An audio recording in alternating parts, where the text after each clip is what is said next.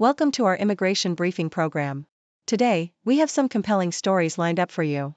First, members of London's Sudanese community are urging the Canadian government to simplify immigration rules to help families flee the ongoing war in Sudan.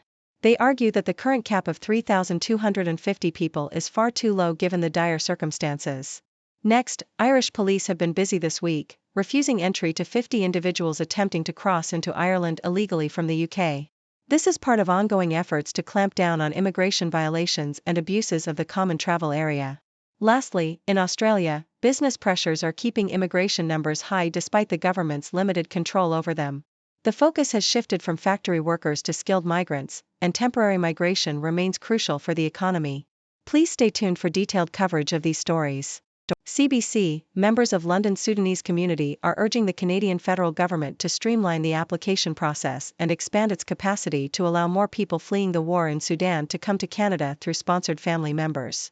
At a rally in Victoria Park, organizers like Gaida Hamdan emphasized the dire situation in Sudan, where over 10 million people have been displaced and famine is imminent. Despite Ottawa sending over $170 million in aid and starting to accept applications in February, the program is capped at 3,250 people, a number criticized as insufficient. Immigration consultant Sama Mahmood highlighted the disparity by comparing it to the more generous programs for Afghan and Ukrainian refugees. She pointed out the bureaucratic hurdles and high financial requirements that make it nearly impossible for Sudanese families to reunite in Canada.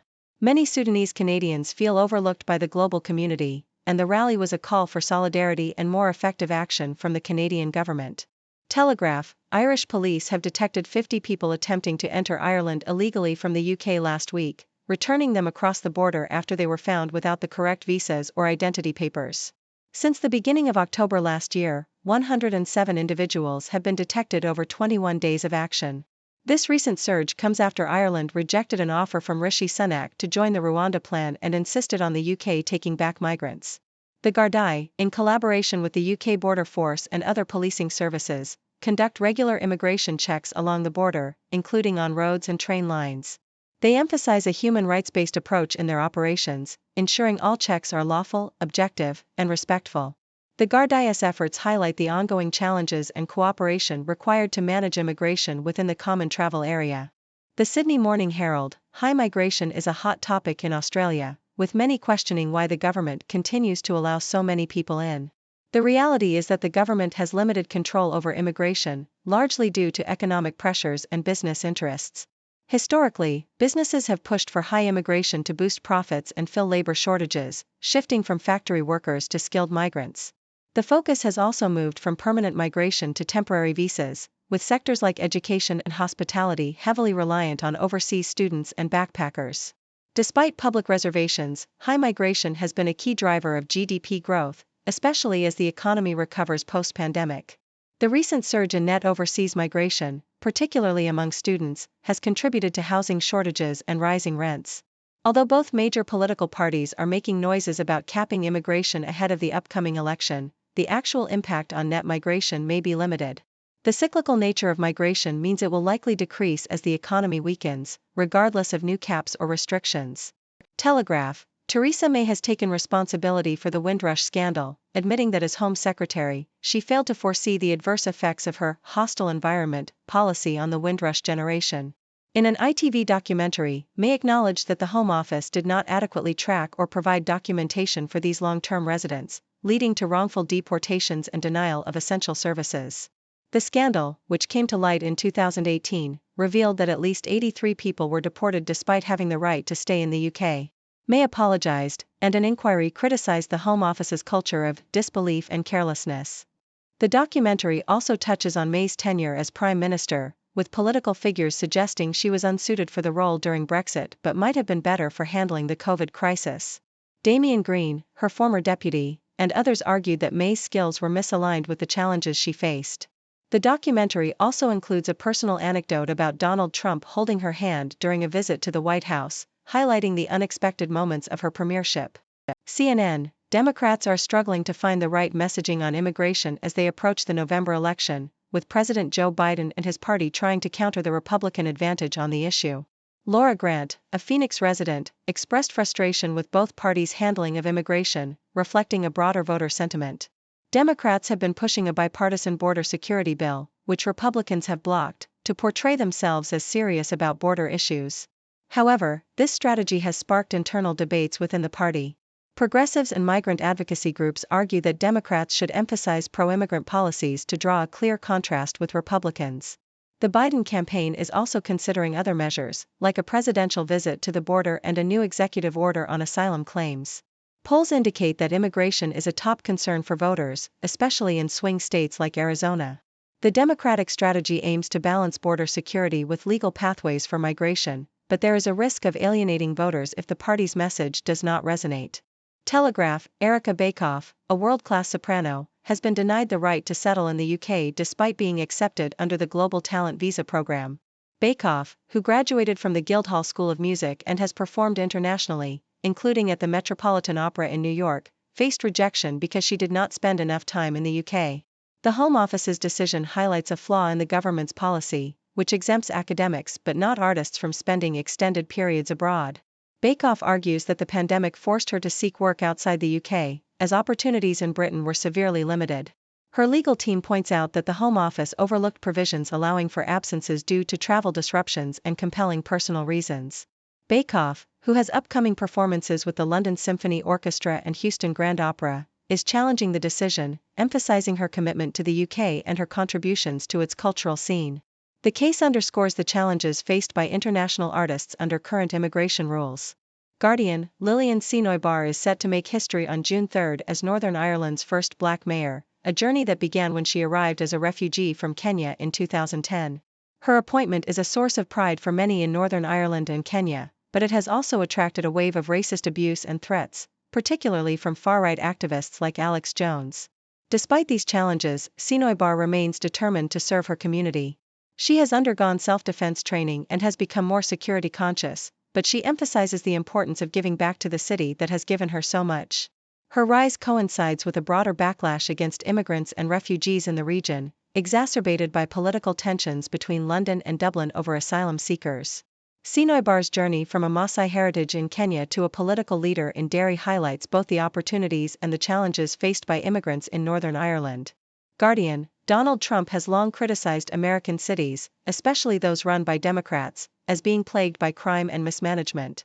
His allies have developed a plan, detailed in the conservative Project 2025, to reshape these cities in his image.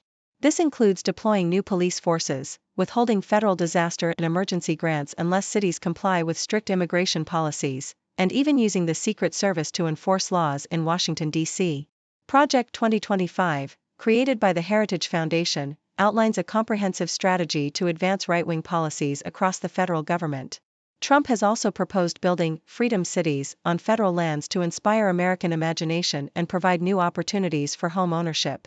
The plan to withhold federal funds as leverage to enforce immigration policies is not new. Trump attempted similar measures during his presidency, though they were often tied up in legal battles.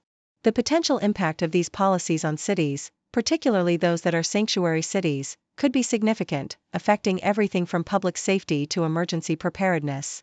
Guardian, traveling from the UK to the EU is about to become more complicated due to the new EU Entry-Exit System, EES, starting on October 6. Eurostar has invested €10 million in upgrading Street Pancras International to accommodate the new requirements, which include biometric kiosks for fingerprint and facial scans. Despite these preparations, there are concerns about increased processing times and potential delays.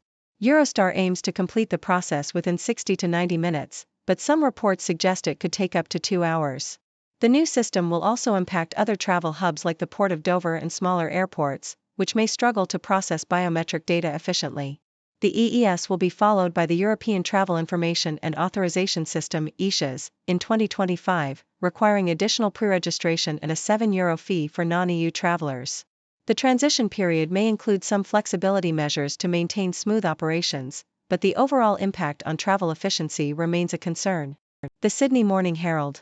In a lively discussion about generational perceptions, Brad Campbell of Redfern defends boomers against accusations of squandering inheritances, asserting that his savings are his own until his death.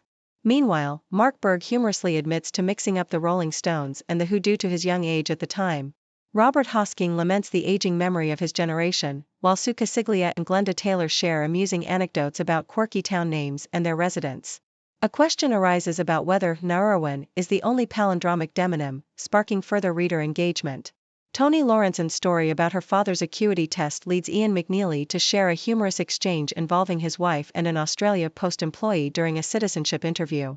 Derek Hodgkins and Nick Walker add humor with their creative takes on local district names, emphasizing the light-hearted nature of the conversation. The Independent. Lord Heseltine warns that the upcoming 2024 general election will be the most dishonest in modern times due to the major parties' reluctance to discuss Brexit. In an exclusive piece for The Independent, he explains that key issues such as the economy, immigration, and defence are inextricably linked to the UK's relationship with the EU. Heseltine criticizes both Labour and the Tories for avoiding the topic to protect their voter bases, arguing that meaningful debate on these issues is impossible without addressing Europe. Highlighting immigration, he points out the inadequacy of current discussions that ignore the broader context of European relations. On defense, he stresses the need for closer ties with Europe, especially in light of potential changes in U.S. foreign policy. Heseltine also addresses the economic impact of Brexit, questioning the lack of new trade deals and the failure to deliver on promises. He calls for an honest re-evaluation of Brexit's consequences, labeling the original campaign as a pack of lies. The Sydney Morning Herald.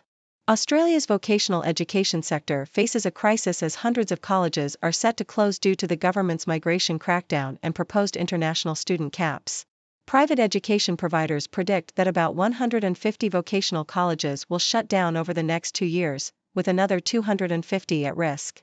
This crackdown, aimed at reducing dodgy providers and slashing migration, will result in significant job losses. The Independent Tertiary Education Council Australia highlights the daily job losses and calls for a cohesive long-term strategy for international education. The government's proposed laws include capping international enrollments and tightening visa approvals, which have already led to record-high rejection rates for countries like India and Pakistan. Colleges are now preemptively banning students from high-risk continents. The sector's peak body warns that the current approach will push international students to more lenient countries, potentially leading Australia into a recession due to the economic value of international students. The Education Minister defends the reforms as necessary for maintaining quality and integrity, but critics argue the measures are chaotic and could have severe economic repercussions. CBC, British Prime Minister Rishi Sunak is facing a challenging election on July 4, with his Conservative Party trailing behind Keir Starmer's Labour Party in the polls. Despite recent positive economic news, such as a drop in inflation to 2.3% and a 0.6% growth in the economy, the cost of living crisis remains a significant issue for voters. Over the past few years, British citizens have struggled with soaring prices for essential goods and services, exacerbated by the war in Ukraine and high energy costs. Interest rates have also risen sharply, impacting mortgages and rents, and leaving many Britons financially strained. The Conservative government's handling of these economic challenges will be a critical factor in the upcoming election. The Sydney Morning Herald, rental inflation in Australia is projected to reach its highest level since the global financial crisis, with prices expected to rise by 10% this year and remain elevated until 2026. This surge is driven by strong migration, low rental vacancy rates, and insufficient housing investment. Despite the federal government's efforts to cap international student numbers and invest in housing, the pressure on rents continues to grow. The debate over migration's role in the housing crisis intensifies, with the coalition proposing significant cuts to net overseas migration, while the Greens attribute the crisis to wealthy property investors. The government has committed over $6 billion to address housing shortages, but the ambitious target of building 1.2 million homes over 5 years remains a challenging goal. New York Times, Senator John Fetterman of Pennsylvania has taken a more combative stance against the left wing of his party, a departure from his previous political persona. This shift was evident when he confronted environmental activist Stevie O'Hanlon, mocking her concerns about a local pipeline. Fetterman's transformation has drawn criticism from progressives and newfound approval from right-wing media. His staunch support for Israel in the Israel-Hamas conflict, offering unconditional backing to Prime Minister Benjamin Netanyahu, marks his sharpest break with the left. This change in approach has left many of his constituents and former supporters questioning his current political alignment and motivations. Thank you for tuning in. The content above showcases the latest briefing reports and analytical synopses, thoughtfully curated by the 6Do team. These insights stem from a wide array of reputable media outlets, think tanks, government sources, and specialized experts worldwide. We encourage you to explore these sources for a comprehensive perspective. Keep in mind that while the content may not always align with the official standpoint of 6Do Brief, it's not meant to be taken as absolute directives for decision-making. Comprising seasoned media professionals, learned scholars, and accomplished scientists, the 6Do team embodies a trailblazing, fully independent media entity. To customize 6Do Brief to meet your professional needs, you have the option to subscribe to a diverse array of briefings on our website, 6dobrief.com. Regardless of your location, you can conveniently receive 6Do Brief via email.